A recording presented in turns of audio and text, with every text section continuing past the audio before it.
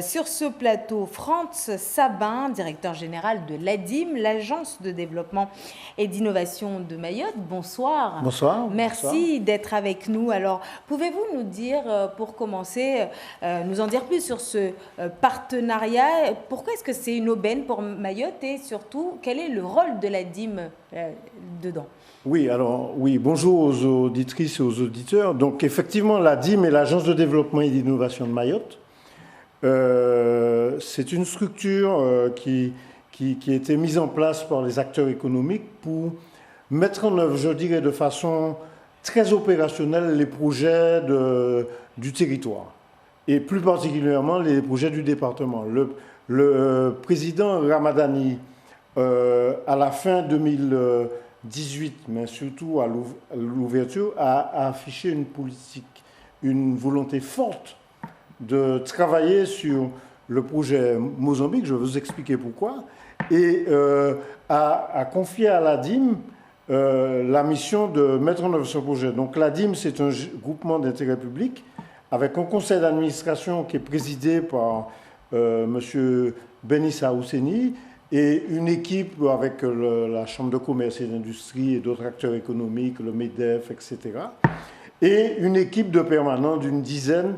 Et plus particulièrement, comme on est sur la partie internationale, une petite équipe.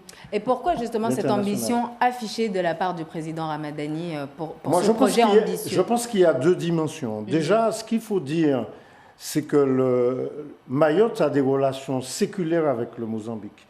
Et viscérales, je dirais. Depuis longtemps, Mayotte s'est peuplée avec... quand on va en Afrique de l'Est, on voit qu'on est presque chez soi. Donc il y a cette connexion, je dirais, presque naturelle entre les Mahorais et l'Est de l'Afrique.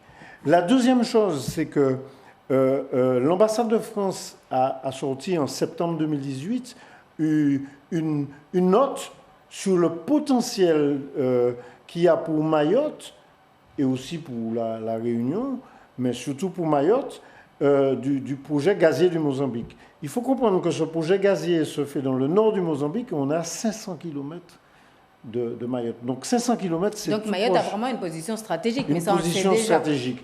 500 km, il faut comprendre que quand vous sortez de la capitale du Mozambique pour arriver au nord, c'est plus long, c'est 2500 km. Mayotte est à 500 km du Mozambique, c'est-à-dire à moins d'une heure d'avion, 2 heures d'hélicoptère.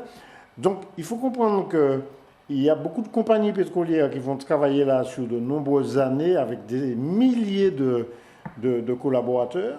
Et ils auront besoin, bien sûr, de ports d'attache sanitaires de première urgence déjà. Et c'est le CH. Le centre hospitalier de Mayotte. Mayotte sera capable justement d'être cette base arrière alors qu'on sait déjà que le service, le CHM est saturé? Voilà, c'est je dirais oui, Mayotte sera capable. Pourquoi?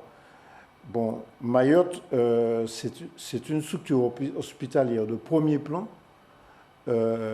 avec des médecins, des infirmiers, un corps de soignants de premier plan et aussi avec un matériel de premier plan, oui, mais on sait qu'il y a beaucoup de soignants, de médecins qui manquent aussi sur l'île. Alors, effectivement, comme il y a tout l'écosystème médical à développer,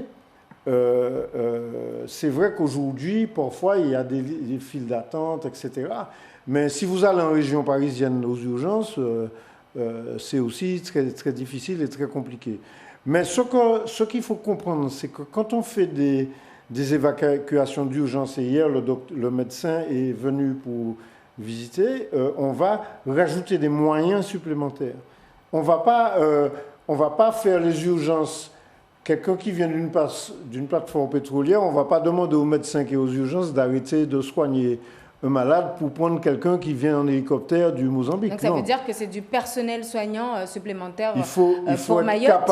Il faut être capable d'apporter des moyens complémentaires ou supplémentaires qui permettent à cette structure extraordinaire, il faut le dire, et par rapport, c'est la structure française et européenne dans le canal du Mozambique Et c'est une structure qui monte en modernisation, qui se modernise tout le temps avec des investissements importants. Et le médecin en charge de l'internat SOS qui est venu pour inspecter a été lui-même agréablement surpris des capacités de cette structure. Donc, juste pour terminer, quelle est la prochaine étape par rapport à ce projet ambitieux? Ce qu'on veut dire, c'est qu'avec cette venue d'International SOS, ça veut dire que le projet, les pétroliers, les gens qui sont dans le gazier regardent Mayotte attentivement. Et que demain, ça aura un impact sur l'aérien pour Mayotte, sur le port. Notre port va jouer un jeu important, mais aussi dans le tourisme. L'impact de ce projet gazier, c'est pas seulement c'est pour les Mahorais, l'économie mahoraise qui va, parce que c'est quelque chose qui va aller dans le temps.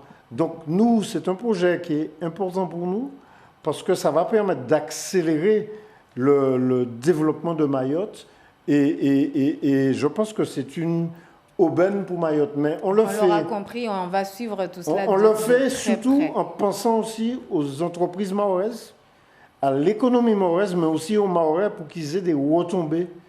Et si vous pouvez m'inviter plus longuement, je pourrais vous expliquer ça de façon plus détaillée. Merci beaucoup, Franz Sabin, d'être venu sur ce plateau nous parler de ce projet qu'on va suivre évidemment de très près.